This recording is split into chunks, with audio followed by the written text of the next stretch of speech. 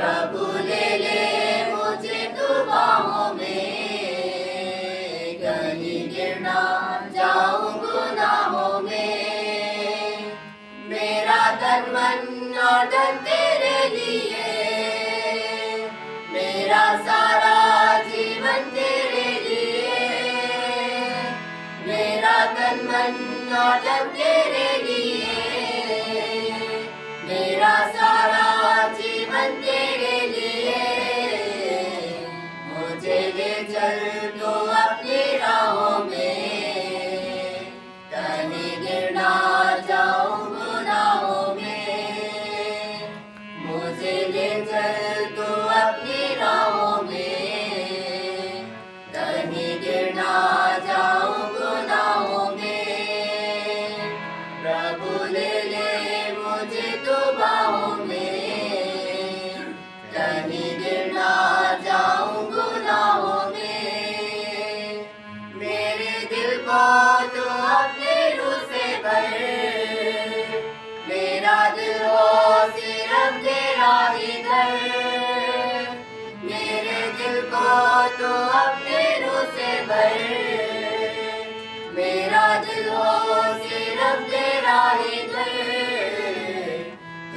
तू हो मेरी निगाहों में, कहीं गिर ना जाऊं गुनाहों में। तू हो मेरी निगाहों में, कहीं गिर ना जाऊं गुनाहों में। प्रभु ले ले मुझे तू बाहों में, कहीं गिर ना जाऊं गुनाहों में।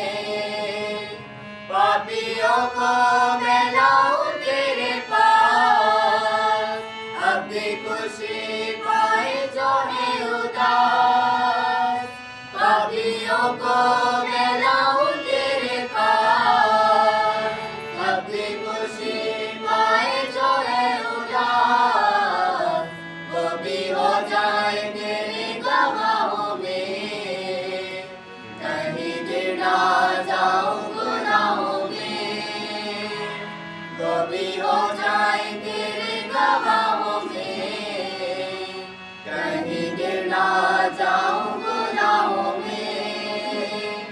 प्रभु ले ले मुझे तू बाहों में, कहीं गिर ना जाऊं गुनाहों में। कहीं गिर ना जाऊं गुनाहों में, कहीं गिर ना जाऊं गुनाहों में। बाप और बेटे और रूह कुदस के नाम से आमीन। हमारे खुदा यीशु मसीह का फजल, खुदा की मोहब्बत और रूह कुदस की शराकत आप सबके साथ हो। आपके साथ भी हो। मसीह खुदावंद ने अजीजों आज हम हुजूर के उसके पाक की इबादत में शरीक, और आज की तलावतों का मरकजी नुक्ता तब्दीली है। आज तलावतों से हम जानेंगे कि जब इंसान अपने आप को तब्दील करता है तो खुदा बरकत देता है। तो आए हम भी इन रोज़ों के जामने पाकीज़गी परहेज़गारी से अपने आप को तौबा करके तब्दील करें और खुदावंद की बरकत और नेमतों को हासिल करने वाले। आइए अज़ीज़ों, इन तमाम तर ख़यालात को मद्देनज़र रखते हुए हम अपने गुनाहगार होने का इकरार करें, ताकि लाइक और वाजिब तौर पर आज की इस पाक इबादत में शरीक हो सके।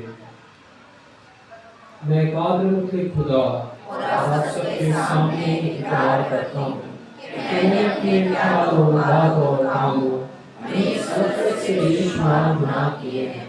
इसलिए मैं मुकद्दस मेलम हमेशा फवारी सब फरिश्तों और मुकद्दसों और आप सबसे इल्तिमास करता हूँ कि खुदावंद हमारे खुदा से मेरे लिए दुआ करें। ऐ मसीह खुदावंद, आपने तुझे इसलिए भेजा कि शिकस्ता दिलों को जोड़े। ऐ खुदावंद रहम कर, ऐ खुदावंद रहम कर। तू गुनाहगारों को बुलाने आया। ऐ मसीह रहम कर, ऐ मसीह रहम कर। तू बाप के दाहिने हाथ बैठकर हमारे लिए सिफारिश करता है। ऐ खुदावंद रहम कर, ऐ खुदावंद रहम कर। खुदावंद आपके साथ हो, आपके साथ भी हो। हम दुआ मांगे। ऐ मेहरबान बाप खुदा, तूने हमें इस अमल की हदायत की कि हम तेरे प्यारे बेटे की बातें सुने। मेहरबानी से अपने कलाम से हमारे दिलों और दिमागों की परवरिश कर, ताकि हम रूहानी बातों से आगाह होकर शादमानी के साथ तेरे चेहरे का दीदार कर सकें। मसीह खुदावंद के वसीला से जो तेरे साथ रूह कुदस की वहदानियत में खुदा है और हमेशा से हमेशा तक जिंदा रहता और सल्तनत करता है। आमीन। तशरीफ रखें। पहली तिलावत तकवीर की किताब उसका 15वां बाब 2 से 5, 17 से 18 आयात तक। इस तिलावत में हम देखते हैं कि खुदा अपने बंदा अब्राहम के साथ ऐद बांधता है और साथ ही बरकत देता है।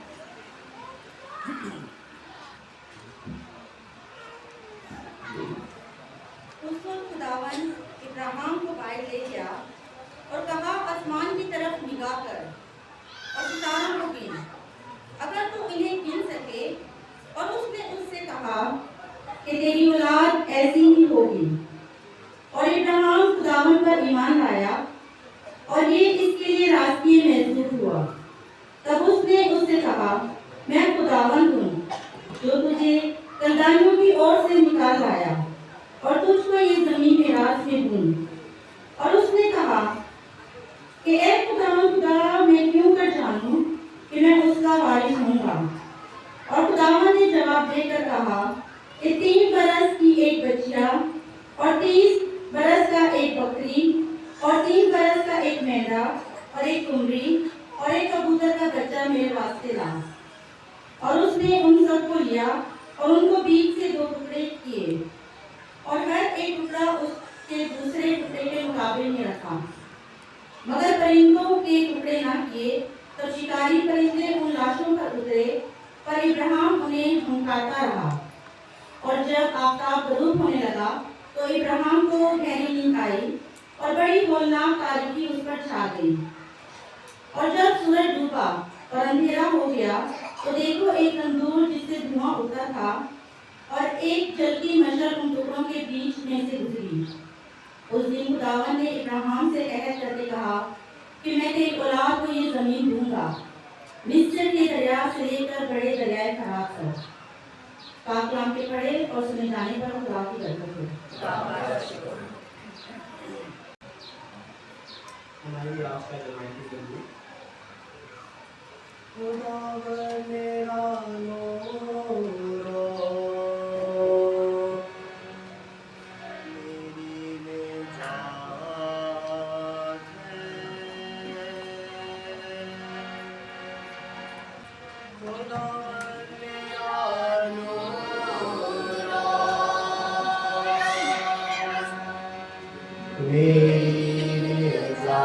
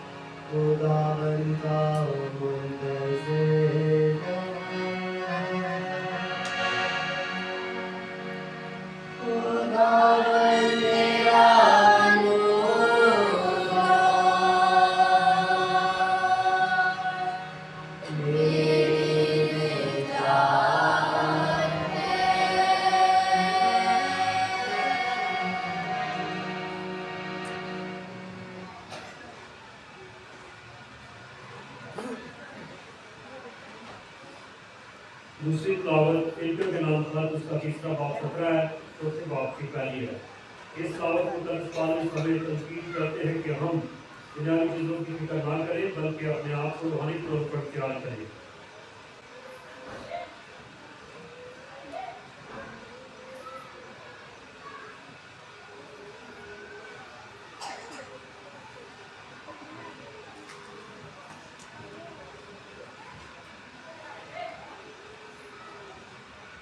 ऐ भाइयों, तुम मेरे साथ मुखलिस हो और उन लोगों पर गौर करो जो उस नमूने पर चलते हैं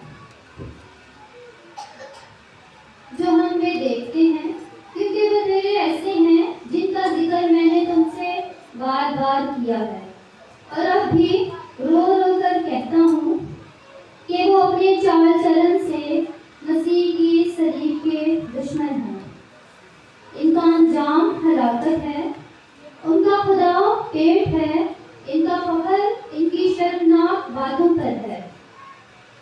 वो दीनवी चीज़ों की फिक्र में है, लेकिन हमारा वतन आसमान पर है और हम वहीं से नजात दहिंदा खुदा यीशु मसीह की राह करते हैं, जिस कुदरत से सब चीज़ों को अपने ताबे कर सकता है।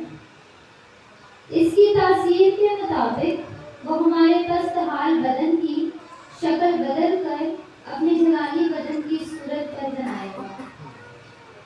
इस वास्ते ऐ मेरे प्यारे भाइयों, जिनका मैं मुश्ताक हूँ, जो मेरी खुशी और ताज हो, ऐ प्यारो खुदावंद में इसी तरह कायम रहो।